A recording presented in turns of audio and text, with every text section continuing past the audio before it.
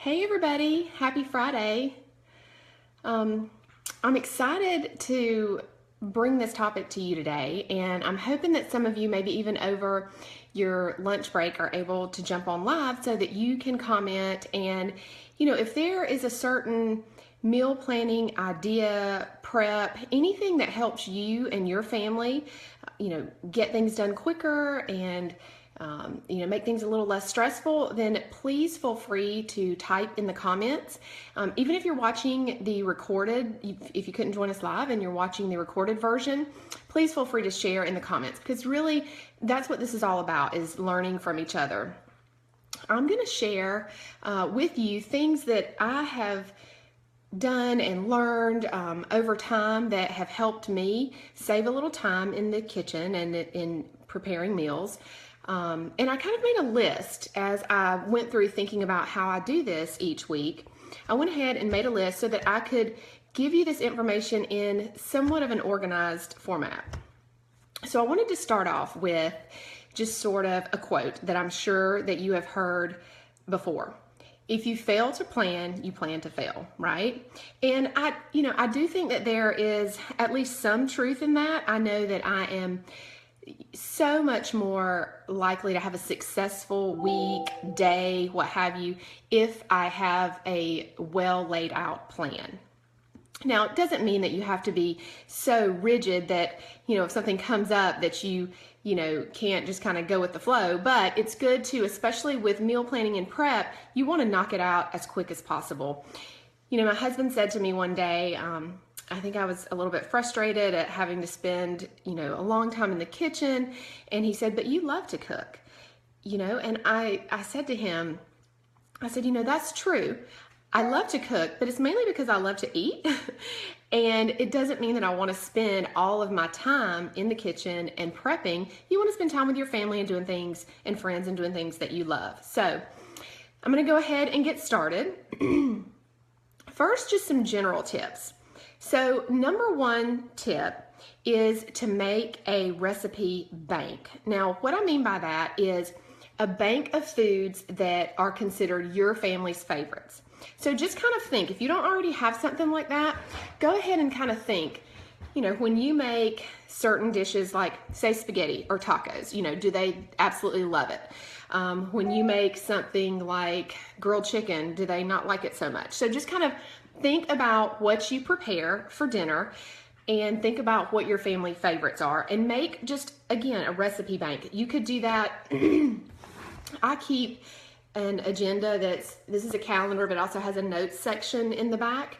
And that's where I like to keep information like that. Some people like to keep it on their phone, what have you. I kind of work from both. I work from my calendar and my notes, and then also from my phone. So just whatever works best for you. And then you can add to, as you try new recipes, you can add to that bank and kind of build it over time. That way you're not, I hear from a lot of people that they end up making the same dishes like every week, every couple of weeks, and their family just gets tired of them.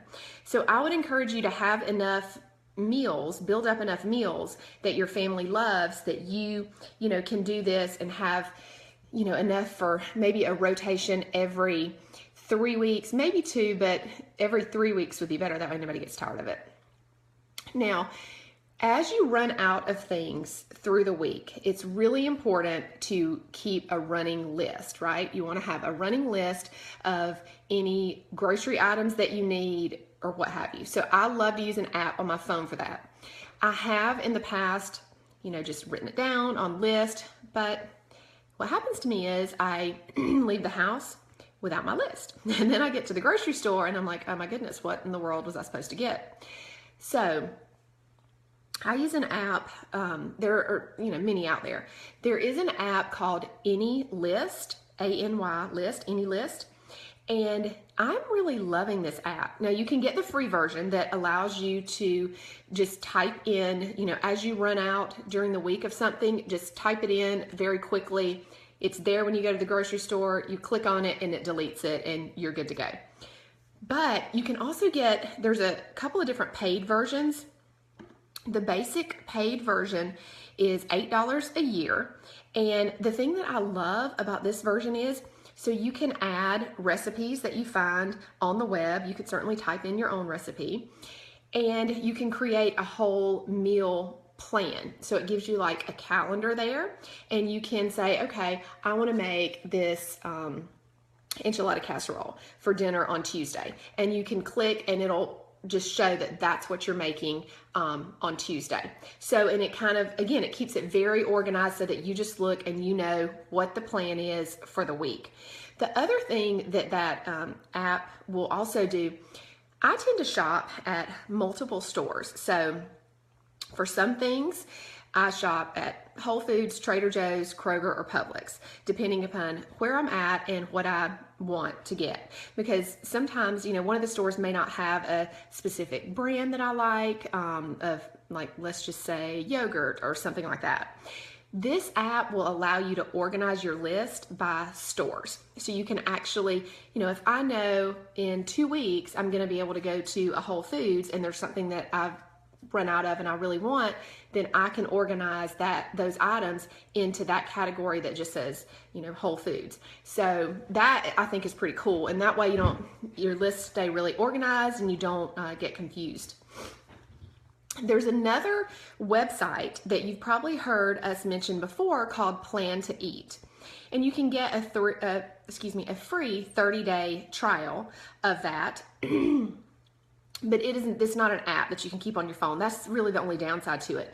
It's a website that you can store recipes in. You can import recipes from anywhere, on the web. You can be friends with people on there and share recipes. So that's kind of cool. So Plan to Eat, they do a 30-day free trial. And then I want to say it's $3 or $4 a month after that, maybe. So that's another option. You don't have to do any of this. You can get a free app on your phone and don't even have to pay for anything. I'm just wanting to give you ideas of things that you can do. Let's see. Now, another tip. When you're thinking about recipes as you're going to prepare for the week, I like to just choose one new recipe per week, okay? In the past, I have been guilty of trying 2 or even 3 new recipes a week. And there is absolutely nothing worse than preparing something for your family. You spend, the time shopping for the ingredients, preparing it, and they don't like it. Or they look at it and go, oh, let's just go out to eat. I mean, that's really depressing, right? Nobody wants that to happen. So my kind of solution to that is, because you do want new recipes. You want to try new stuff, right? My solution to that is I never try more than one new recipe per week. Because that way, if I fail one time during the week, that's not that bad, So, but if I had, 2 or 3, that would be really bad. So, one new recipe per week.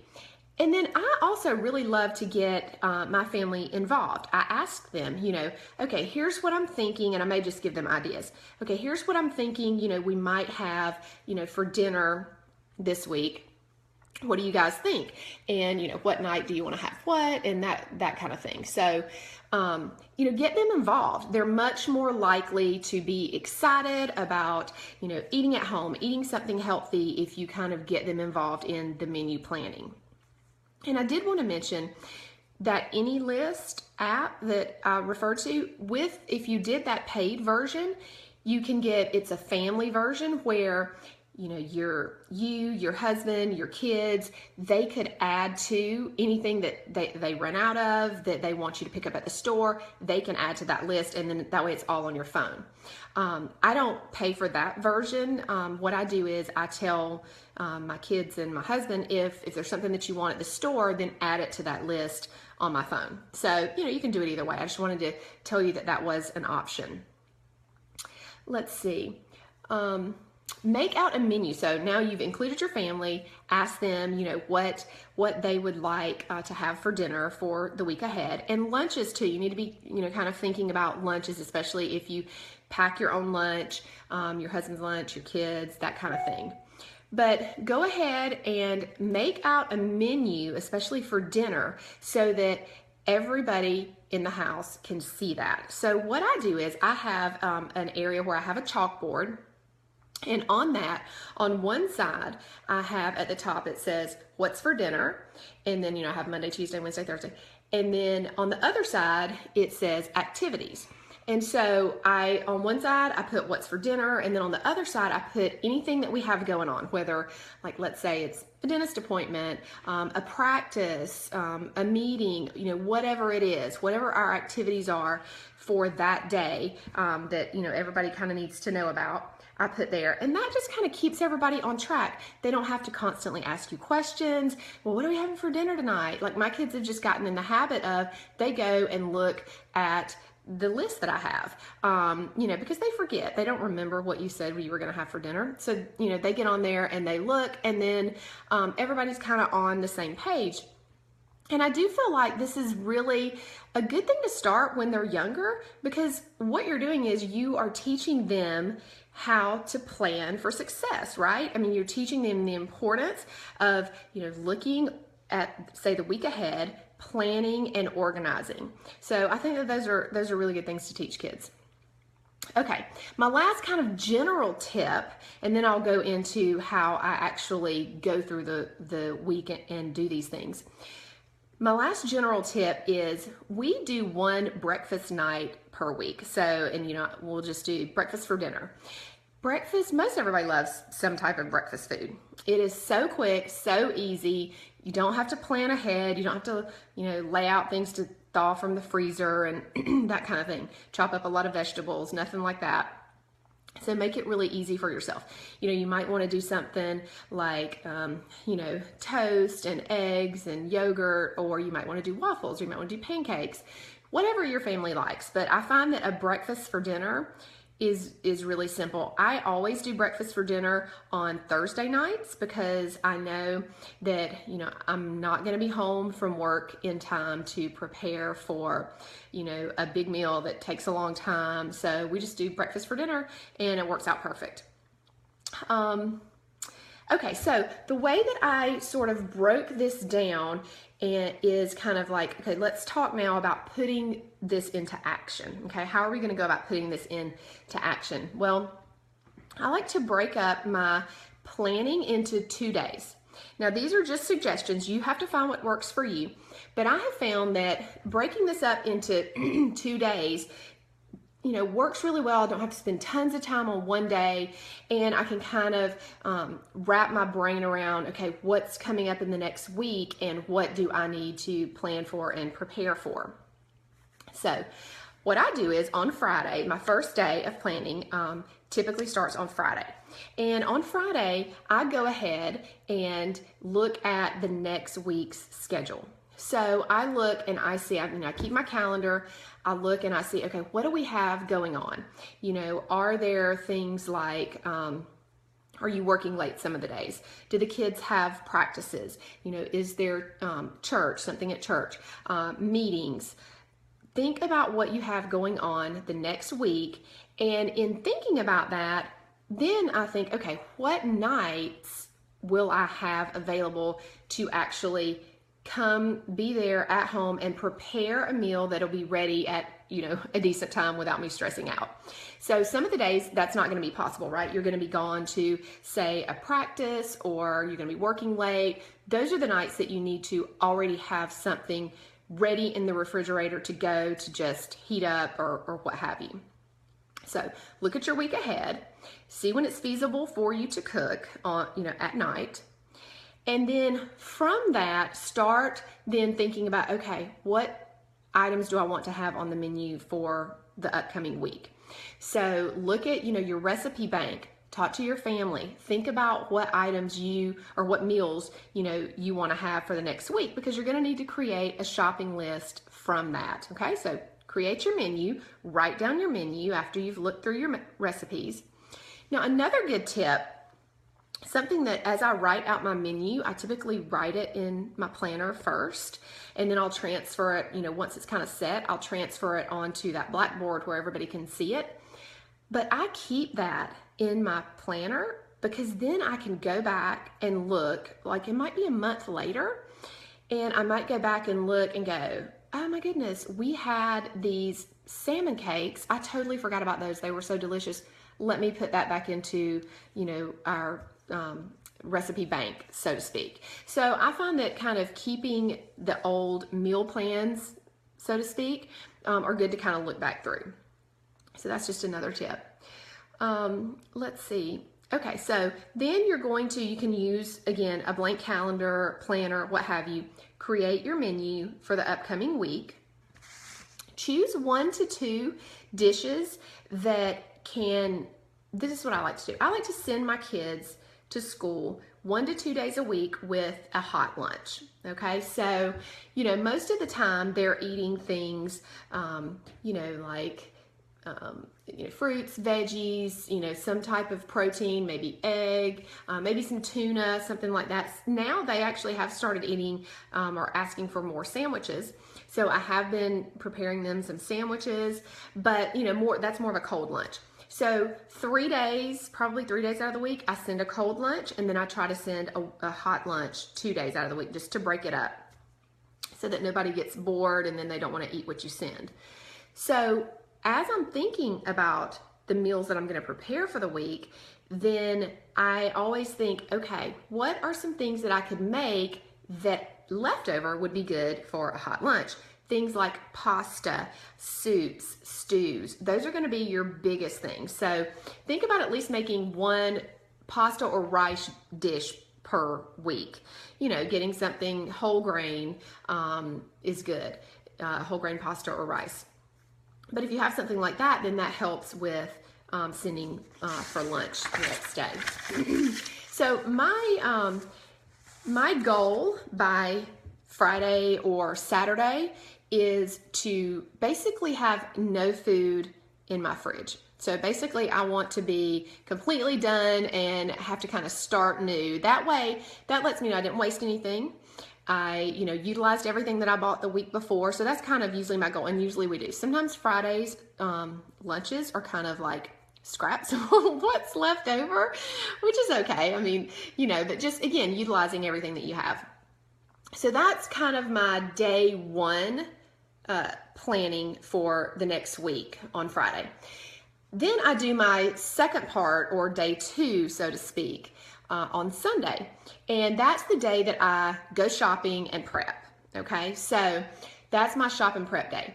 Now, I'm going to be shopping from that list that I've created throughout the week. And when I created my menu on Friday, again, I loaded in ingredients that I needed for that. If I didn't have pantry staples, if I needed something fresh for those dishes, then go ahead and add that to your list.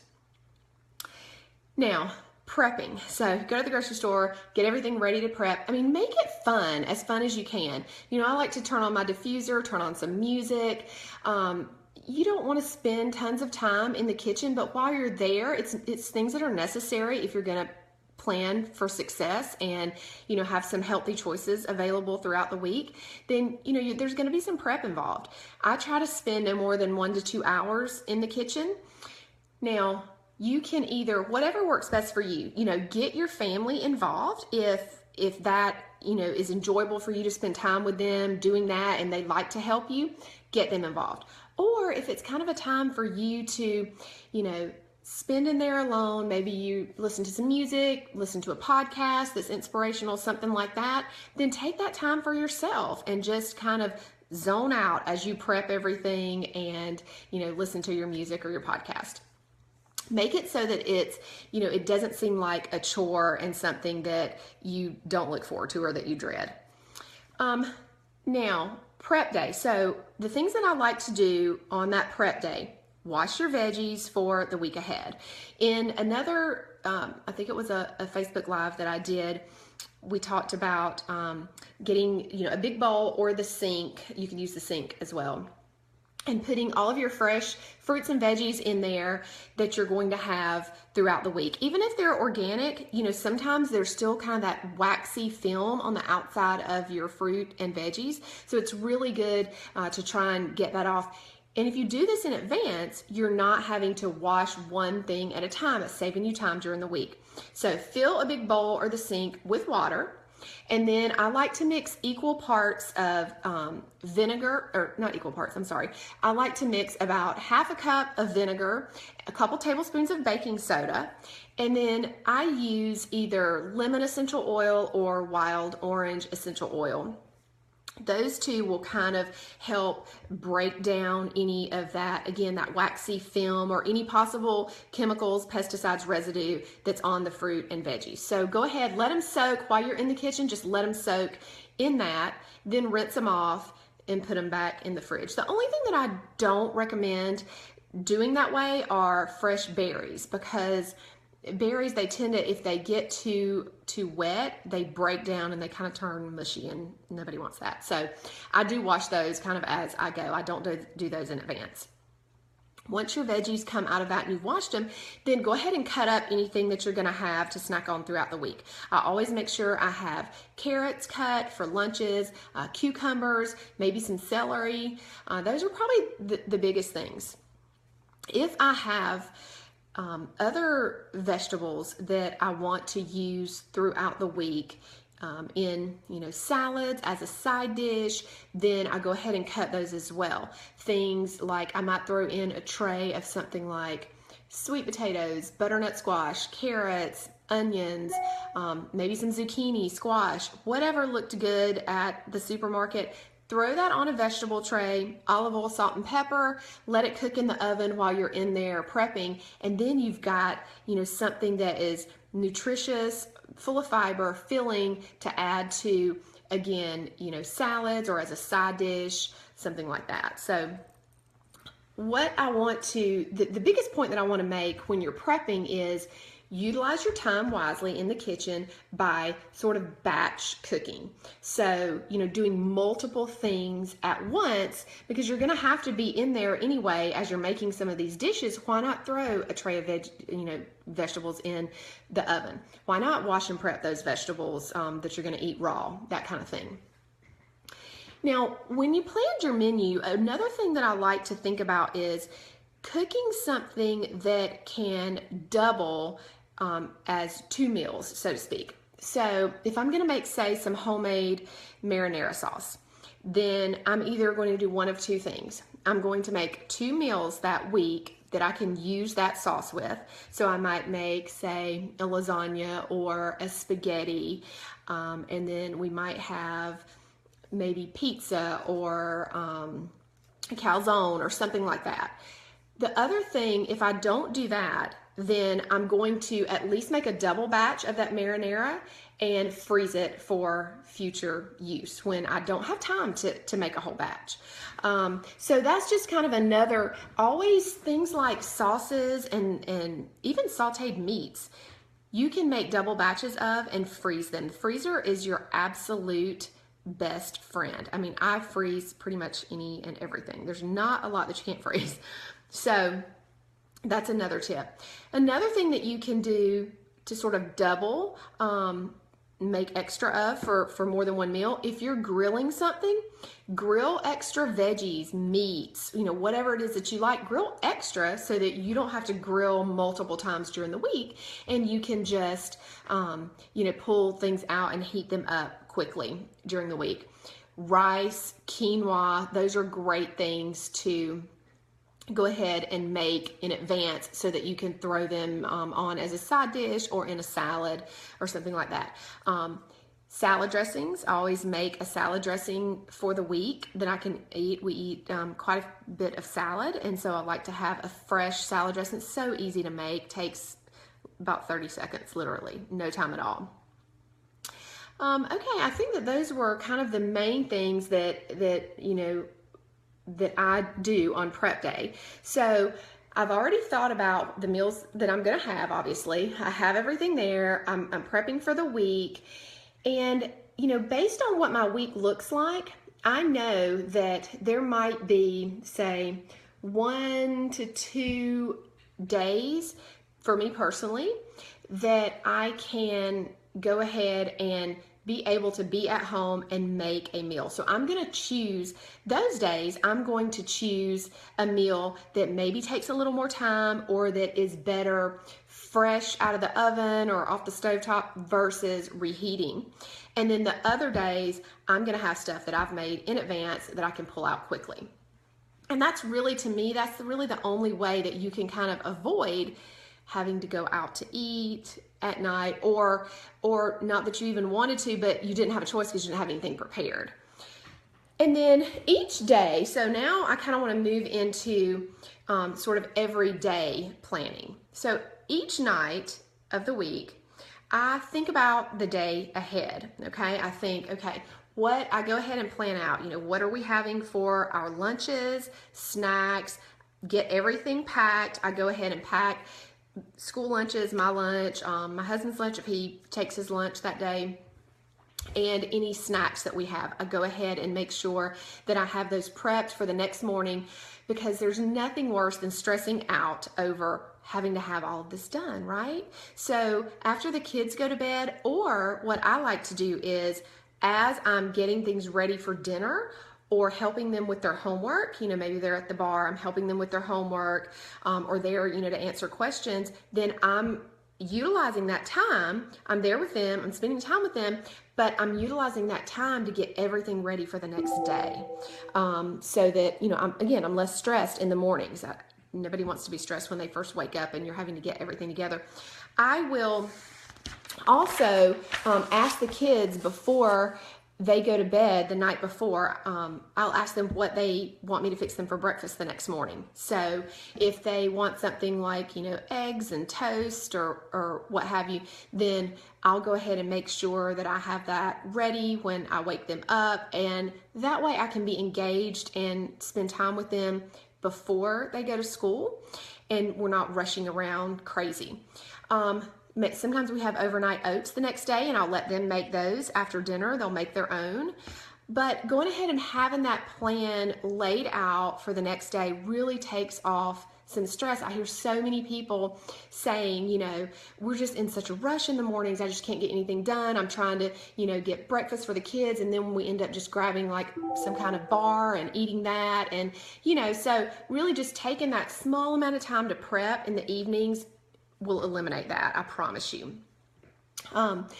Also, the night before, I'm thinking about the fact that if I need to defrost something for dinner the next night, like maybe we're going to have some shrimp and I need to defrost that, go ahead, lay that out in the refrigerator so that it's ready when you get home if you're going to be cooking that night.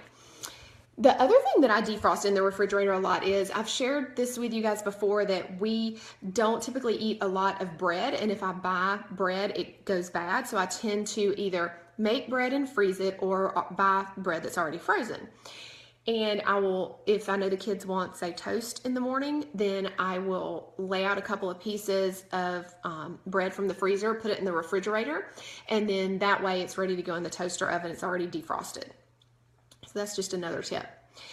Now, a couple of additional kind of takeaways that I see as sort of meal planning and prep I wanted to give you, and then I'm going to kind of wrap everything up. So additional takeaways, smoothies. If you don't have a lot of time and you want something that's quick and easy and nutritious, then make your kids a smoothie. Smoothies are wonderful. Make it for breakfast, freeze it, let them take it, or you take it for lunch. It's thawed out by the time, lunch comes. So a tip with smoothies, you see a lot of people making, I don't personally do this. I think it's a great idea if it's something that that works for you. You see a lot of people that make the little smoothie bags, right? That freeze, in individual portions, some type of fruit, maybe some spinach, kale, that kind of thing that they can just throw into the blender with maybe some almond milk, coconut milk, whatever. And that is awesome. That's a great way to do it. I personally don't do that. I keep a lot of frozen fruit, and I keep kale and spinach in my refrigerator, and that's quick and easy enough for me. But one thing that I do that I think is really helpful So if you're making smoothies and you're wanting to put, say, maybe some protein powder, I use a vegan protein powder, or I just use hemp seed powder for protein. And maybe you're going to throw in something like, you put some chia seeds in, you put some other nutrients in like maca or spirulina or whatever, cocoa powder, whatever you like in your smoothies. If you have several sort of dry ingredients, it can be time consuming to like pull all of that out of the pantry, right?